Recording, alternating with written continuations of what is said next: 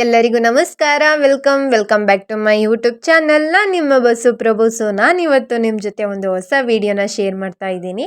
So I hope ಈ video ನಿಮ್ಗೆ ಇಷ್ಟ ಆಗುತ್ತೆ ಅಂತ. ಹಾಗೇನೆ ಇಷ್ಟ ಅಂದರೆ ಪ್ಲೀಸ್ ಒಂದು ಪುಟ್ಟ ಲೈಕ್ ಮಾಡಿ, ಶೇರ್ ಮಾಡಿ, ಕಮೆಂಟ್ ಮಾಡಿ, ಹಾಗೇನೆ ಸಬ್ಸ್ಕ್ರೈಬ್ ಮಾಡ್ಕೊಂಡು ವಿಡಿಯೋನ ನೋಡಿ ಅಂತ ಹೇಳ್ತಾ ಸೊ ಬನ್ನಿ ವಿಡಿಯೋನ ಸ್ಟಾರ್ಟ್ ಮಾಡೋಣ. ಏನಪ್ಪ ವಿಡಿಯೋ ಸ್ಟಾರ್ಟ್ ಮಾಡ್ತಿದ್ದೀನಿ ಅಂತ ಮಲ್ಕೊಂಡೆ ವಿಡಿಯೋ ಮಾಡ್ತಿದ್ದೀನಿ ಅಂದ್ಕೊಂಡ್ರೆ ಹೌದು, ನಾನು ಬೆಳಗ್ಗೆಯಿಂದ ರೊಟೀನ ಶೇರ್ ಮಾಡ್ಕೊಳ್ಳೋಣ ಅಂತ ಅಂದ್ಬಿಟ್ಟು ಸ್ಟಾರ್ಟ್ ಮಾಡಿದೆ. ಬಟ್ ವಿಡಿಯೋನೇ ಮಾಡ್ಕೊಳ್ಳೋದಕ್ಕೆ ಆಗಲಿಲ್ಲ ಸಮ್ ರೀಸನ್ಸಿಂದ. ಸೊ ಹಾಗಾಗಿ ಬೆಳಗ್ಗೆ ಬೇಗ ಎದ್ದು ಮೊದಲು ನಾನು ಮಾಡೋ ಕೆಲಸ ಫಸ್ಟು ಬೆಡ್ ಮೇಕಿಂಗ್ ಮಾಡ್ತೀನಿ. ಬೆಡ್ ಎಲ್ಲ ನೀಟಾಗಿ ಒದ್ರಿ ಮತ್ತು ಬೆಡ್ಶೀಟ್ ಎಲ್ಲ ನೀಟಾಗಿ ಅರೇಂಜ್ ಮಾಡಿ ಬೆಡ್ ಏನು ಬರುತ್ತೆ ಅದನ್ನು ಡಿಸಿಪ್ಲಿನಾಗಿ ಇಟ್ಕೋತೀನಿ. ಸೊ ಅದಾದಮೇಲೆ ನೆಕ್ಸ್ಟ್ ಕೆಲಸ ನಂದು ಬಂದುಬಿಟ್ಟು ಸೊ ನೈಟ್ ಎಲ್ಲ ನೀರೆಲ್ಲ ಕುಡಿದು ಹಂಗೇನೆ ಗ್ಲಾಸ್ನ ಅಲ್ಲೇ ಇಟ್ಬಿಟ್ಟಿರ್ತೀನಿ. ಸೊ ಹಾಗಾಗಿ ಅದನ್ನೆಲ್ಲ ಫಸ್ಟು ಎತ್ಕೊಂಡು ಹೋಗ್ತೀನಿ.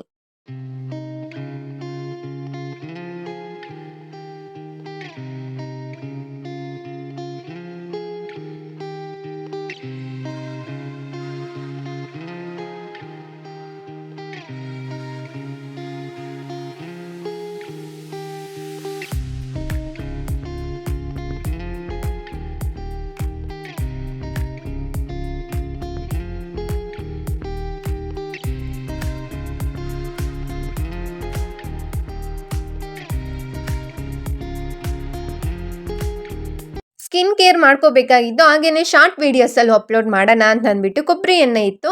ಡೈಲಿ ಒಂದೊಂದು ವೀಡಿಯೋನ ಶಾರ್ಟ್ ವೀಡಿಯೋಸಲ್ಲಿ ಅಪ್ಲೋಡ್ ಮಾಡೋಣ ಅಂತ ಹಾಗೆಯೇ ಶೂಟ್ ಮಾಡ್ಕೋತಾ ಇದ್ದೆ. ಬೆಳಗ್ಗೆ ಎದ್ದು ನಾನು ಸ್ಕಿನ್ ಕೇರ್ ಮಾಡ್ಕೋತಾ ಇದ್ದೀನಿ. ನೀವು ನೋಡ್ತಾ ಇರ್ಬೋದು ಕೊಬ್ಬರಿ ಎಣ್ಣೆನ ನೀಟಾಗಿ, ಅಂದರೆ ಪ್ಯೂರ್ ಕೊಬ್ಬರಿ ಎಣ್ಣೆ ಇದು, ಅದನ್ನು ನೀಟಾಗಿ ಫೇಸ್ಗೆ ಅಪ್ಲೈ ಮಾಡಿ ಚೆನ್ನಾಗಿ ಮಸಾಜ್ ಮಾಡ್ತಾ ಇದ್ದೀನಿ. ಸೊ ಸ್ನಾನಕ್ಕೆ ಹೋಗಿ ಫ್ರೆಶ್ ಅಪ್ ಆಗಬೇಕಾಗಿತ್ತು. ಅದಕ್ಕೋಸ್ಕರ ಅಂತ ಅಂದ್ಬಿಟ್ಟು ನೀಟಾಗಿ ಇದನ್ನೆಲ್ಲ ಅಂದರೆ ಚೆನ್ನಾಗಿ ಮಸಾಜ್ ಮಾಡ್ಕೊತಿದ್ದೆ ಫೇಸ್ಗೆ. ತುಂಬ ಚೆನ್ನಾಗಿ ಗ್ಲೋ ಬರುತ್ತೆ ಅಲ್ವಾ ಕೊಬ್ಬರಿ ಎಣ್ಣೆ ಬಳಸೋದ್ರಿಂದ, ತುಂಬ ಒಳ್ಳೆಯದು ಕೂಡ. ಹಾಗೆಯೇ ಅದನ್ನು ಕೂಡ ಯೂಸ್ ಮಾಡಿ ಸೊ ಫ್ರೆಶ್ ಅಪ್ ಕೂಡ ಆಗಿ ಬಂದೆ. ಯಾಕಂದರೆ ಇವತ್ತು ಸೋಮವಾರ ಆಗಿರೋದ್ರಿಂದ ಫ್ರೆಶ್ ಅಪ್ ಆಗಿ ಕೂಡ ಬಂದೆ. ಪೂಜೆನ ಆಮೇಲೆ ಮಾಡೋಣ ಅಂತ. ಹಾಗೆಯೇ ತಿಂಡಿಗೆ ಬಂದುಬಿಟ್ಟು ಬಿಸಿಬೇಳೆ ಭಾತನ ಮಾಡಿದ್ದೆ. ಸೊ ಅದನ್ನು ಕೂಡ ನಿಮ್ಮ ಜೊತೆ ಶೇರ್ ಮಾಡ್ಕೊಳ್ಳೋಣ. ಸಿಂಪಲ್ಲಾಗಿ ನಾನು ರೆಸಿಪಿ ಮಾಡಿರೋದು ಇದು ಬಿಸಿಬೇಳೆ ಭಾತು. ತುಂಬ ಚೆನ್ನಾಗಿ ಬಂದಿತ್ತು ಅಂತ ಹೇಳಿದ್ರು. ಸೊ ಹಾಗೆಯೇ ಟೇಸ್ಟ್ ಕೂಡ ಸಖತ್ತಾಗಿತ್ತು. ಅದನ್ನು ಸಿಂಪಲ್ಲಾಗಿ ನಾನು ಯಾವ ಥರ ಮಾಡ್ಕೋತೀನಿ ಅಂತ ಅಂದ್ಬಿಟ್ಟು ನಿಮ್ಮ ಜೊತೆ ಶೇರ್ ಮಾಡ್ತಾ ಇದ್ದೀನಿ. ಸೊ ಬನ್ನಿ ವಿಡಿಯೋನ ಸ್ಟಾರ್ಟ್ ಮಾಡೋಣ. ನಾನು ಒಂದು ಲೋಟದಷ್ಟು ಅಕ್ಕಿನ ತಗೊಂಡಿದ್ದೀನಿ. ತುಂಬ ಅಲ್ಲ, ಸ್ವಲ್ಪ ಒಂದು ಮುಕ್ಕಾಲು ಭಾಗದಷ್ಟು ಅಕ್ಕಿನ ತಗೊಂಡಿದ್ದೀನಿ. ಹಾಗೆಯೇ ಒಂದು ಅರ್ಧಕ್ಕಿಂತ ಸ್ವಲ್ಪ ಜಾಸ್ತಿ ಕ್ವಾಂಟಿಟಿಲಿ ಬೇಳೆನ ತಗೊಂಡಿದ್ದೀನಿ. ಒಂದು ಕುಕ್ಕರಲ್ಲಿ ನಾನು ನೀರಿಟ್ಬಿಟ್ಟು ಅಕ್ಕಿ ಮತ್ತು ಬೇಳೆನ ಚೆನ್ನಾಗಿ ವಾಶ್ ಬಂದಿದ್ದೆ.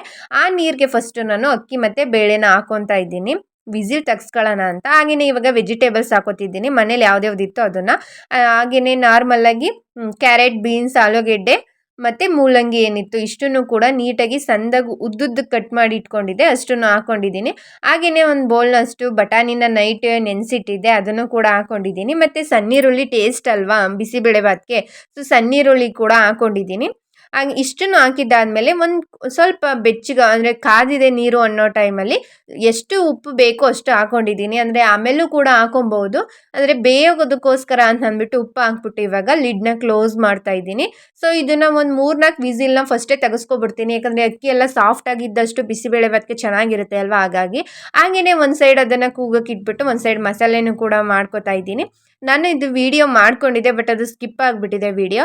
ನಾನು ಒಂದು 2 ಟೇಬಲ್ ಸ್ಪೂನಷ್ಟು ಕಡಲೆಬೇಳೆ, 2 ಚಕ್ಕೆ, 2 ಲವಂಗ, 2 ಏಲಕ್ಕಿ, ಹಾಗೆಯೇ ಒಂದು 1/4 ಟೇಬಲ್ ಸ್ಪೂನಷ್ಟು ಮೆಂತೆಕಾಳು ಮತ್ತು ಒಂದು ಸ್ವಲ್ಪ ಜೀರಿಗೆನ ಹಾಕ್ಕೊಂಡಿದ್ದೀನಿ. ಇಷ್ಟನ್ನು ಹಾಕ್ಕೊಂಡು ಚೆನ್ನಾಗಿ ಅದನ್ನು ಫ್ರೈ ಮಾಡಿಕೊಂಡು ಇವಾಗ ಒಂದು 4 ಟೇಬಲ್ ಸ್ಪೂನಷ್ಟು ಧನಿಯಾ ಏನು ಬರುತ್ತೆ, ಅಂದರೆ ಕೊತ್ತಂಬರಿ ಬೀಜ, ಅದನ್ನು ಹಾಕ್ಕೊಂಡಿದ್ದೀನಿ. ಅದನ್ನು ಚೆನ್ನಾಗಿ ಫ್ರೈ ಮಾಡಿದಾದಮೇಲೆ ಬ್ಯಾಡಗೆ ಮೆಣಸಿಯನ್ನು, ಗುಂಟೂರು ಮೆಣಸಿಯನ್ನು, ಸ್ವಲ್ಪ ಗುಂಟೂರು ಮೆಣಸಿಯನ್ನು ಹಾಕೊಬೇಕು. ಅದಿಲ್ಲ ಅಂತಂದರೆ ನಾರ್ಮಲ್ ಮೆಣಸಿಯನ್ನು ಹಾಕ್ಕೊಳ್ಳಿ. ನಾನು ಅದನ್ನೇ ಹಾಕ್ಕೊಂಡಿದ್ದೀನಿ. ಹಾಗೆಯೇ ಕೊಬ್ಬರಿ ಮತ್ತು ಕರಿಬೇವಿನ ಸೊಪ್ಪು, ಸೊ ಇಷ್ಟನ್ನು ಹಾಕ್ಕೊಂಡು ಚೆನ್ನಾಗಿ ಫ್ರೈ ಮಾಡ್ತಿದ್ದೀನಿ. ನಂದು ಬ್ಯಾಡಗೆ ಮೆಣಸಿಯನ್ನು ಸ್ವಲ್ಪ ಕಪ್ ಕಲರ್ ಇತ್ತು, ಅಂದರೆ ಅಷ್ಟೊಂದು ರೆಡ್ ಕಲರ್ ಇರಲಿಲ್ಲ. ನೀವು ರೆಡ್ ಕಲರ್ನ ಯೂಸ್ ಮಾಡಿ, ಓಕೆನಾ? ಯಾಕೆ ಅಂತ ನಾನು ನೆಕ್ಸ್ಟ್ ಹೇಳ್ತೀನಿ. ಸೊ ಇಷ್ಟನ್ನು ಹಾಕ್ಕೊಂಡಿದ್ದಾದಮೇಲೆ ಇದನ್ನು ತಣ್ಣಗಾಗೋದಕ್ಕೆ ಬಿಟ್ಟಿದ್ದಾಗಿತ್ತು. ಸೊ ಅದೆಲ್ಲ ಕೂಲ್ ಆಗಿದ್ದಾದ್ಮೇಲೆ ಒಂದು ಮಿಕ್ಸಿ ಜಾರ್ಗೆ ಅದನ್ನೆಲ್ಲ ಹಾಕೊಂಡು ಸ್ವಲ್ಪ ಗಸಗಸೆ ಹಾಕೊಂಡಿದ್ದೀನಿ, ಹಾಗೆ ಸ್ವಲ್ಪ ಅರಿಶಿನ ಹಾಕೊಂಡಿದ್ದೀನಿ, ಚೆನ್ನಾಗಿ ರುಬ್ಕೊ ಬಂದಿದ್ದೀನಿ, ಅಂದರೆ ಪೌಡರ್ ಮಾಡ್ಕೊ ಬಂದಿದ್ದೀನಿ. ಇದು ಬಂದ್ಬಿಟ್ಟು ಬಿಸಿಬೇಳೆ ಬಾತನ ಪೌಡರು. ಸಿಂಪಲಾಗಿ ಈಸಿಯಾಗಿ ಮಾಡ್ಕೋಬೋದು. ಒಂದು ಕಡೆ ವಿಸಿಲ್ ತಗ್ಸೋ ಅಷ್ಟರಲ್ಲಿ ಮಸಾಲೆ ಕೂಡ ರೆಡಿ ಆಗಿಬಿಟ್ಟಿರುತ್ತೆ. ಆರಾಮಾಗಿ ಕ್ವಿಕ್ಕಾಗೆ ಮಾಡ್ಕೋಬೋದು, ರಿಸ್ಕ್ ಅನ್ನೋ ಥರ ಏನಿರಲ್ಲ. ಹಾಗೆಯೇ ಇವಾಗ ನಾನು ಒಂದು ಪಾತ್ರೆನ ಇಟ್ಕೊಂಡು ಅಲ್ಲಿಗೆ ಎಷ್ಟು ಎಣ್ಣೆ ಕ್ವಾಂಟಿಟಿ ಬೇಕೋ ಅಷ್ಟು ಎಣ್ಣೆ ಹಾಕೊಂಡಿದ್ದೀನಿ, ಅಂದರೆ ಒಂದು 2 ಟೇಬಲ್ ಸ್ಪೂನ್ ಅಷ್ಟು. ಮತ್ತು ಅಲ್ಲಿಗೆ ನಾನು ಬಂದುಬಿಟ್ಟು ಸಾಸಿವೆ ಕಾಳು, ಈರುಳ್ಳಿ ಮತ್ತು ಕರಿಬೇವಿನ ಸೊಪ್ಪು ಹಾಕೊಂಡಿದ್ದೀನಿ. ಒಂದು ಸೈಡು ನಾನು ಬೇಯಿಸಿ ಇಟ್ಕೊಂಡಿದ್ದೆ ಅಲ್ವಾ, ಅಂದರೆ ಕೂಗ್ಸ್ಗೆ ಇಟ್ಕೊಂಡಿದ್ದೆ ಅಲ್ವಾ, ಅದು ರೆಡಿ ಆಗಿದೆ.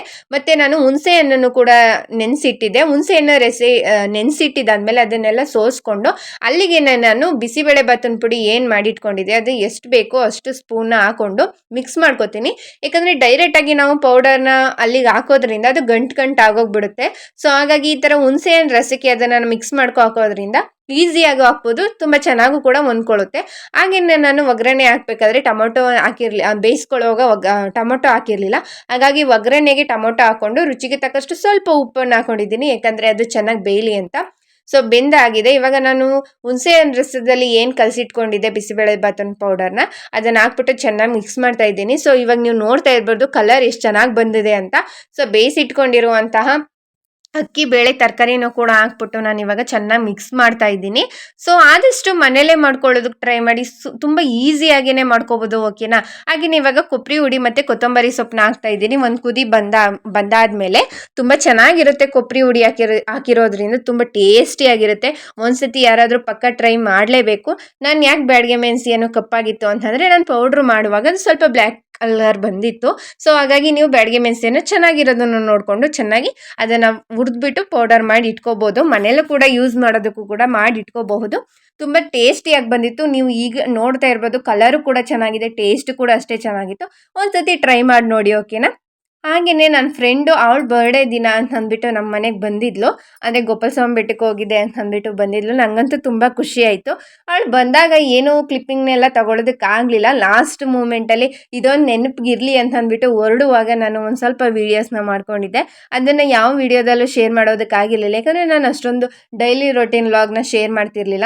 ಸೊ ಹಾಗಾಗಿ ಇವಾಗ ನಾನು ಅದನ್ನು ಕ್ಲಿಪ್ಪಿಂಗ್ನ ಆ್ಯಡ್ ಮಾಡ್ತಾ ಇದ್ದೀನಿ. So thank you so much. ಈ ವಿಡಿಯೋ ನೋಡ್ತಿದ್ರೆ ನಮ್ಮ ಮನೆಗೆ ನೀನು ಬಂದಿದ್ದು ತುಂಬ ಖುಷಿ ಆಯಿತು. ಹಾಗೆ ಫ್ಯಾಮಿಲಿ ಸಮೇತ ಬಂದಿದ್ದು ಇನ್ನೂ ಖುಷಿ ಆಯಿತು. ಸೊ ಅದಾದಮೇಲೆ ಅದೊಂದು ಕ್ಲಿಪ್ಪಿಂಗ್ ಆ್ಯಡ್ ಮಾಡಿದ್ದೆ. ಮತ್ತು ಸಂಜೆ ಟೈಮಲ್ಲಿ ದೋಸೆಗೆ ನೆನೆಸಿಟ್ಟಿದ್ದೆ, ಅದನ್ನು ಕೂಡ ರುಬ್ಬಬೇಕಾಗಿತ್ತು. ಅದನ್ನು ಕೂಡ ರುಬ್ಬಿ ನೈಟ್ ಅಡುಗೆ ಕೂಡ ಮಾಡಬೇಕಾಗಿತ್ತು. ಅದನ್ನು ಆಮೇಲೆ ಮಾಡ್ಕೊಳ್ಳೋಣ ಅಂತ ಅಂದ್ಬಿಟ್ಟು ಈ ಕೆಲಸನ ಇವಾಗ ಮಾಡ್ಕೋತಾ ಇದ್ದೀನಿ. ಸೊ ಇದಾಗಿತ್ತು ಫ್ರೆಂಡ್ಸ್ ಇವತ್ತಿನ ಈ ವಿಡಿಯೋ ನಿಮ್ಗೆ ಇಷ್ಟ ಆಗಿದ್ರೆ ಪ್ಲೀಸ್ ಒಂದು ಪುಟ್ಟ ಲೈಕ್ ಮಾಡಿ, ಶೇರ್ ಮಾಡಿ, ಕಮೆಂಟ್ ಮಾಡಿ, ಹಾಗೆಯೇ ಸಬ್ಸ್ಕ್ರೈಬ್ ಮಾಡ್ಕೊಂಡು ವಿಡಿಯೋನ ನೋಡಿ ಅಂತ ಹೇಳ್ತಾ thanks for watching my video. ಸಿಗ್ತೀನಿ ನೆಕ್ಸ್ಟ್ ವಿಡಿಯೋದಲ್ಲಿ. ಟೇಕ್ ಕೇರ್, ಬೈ ಬಾಯ್.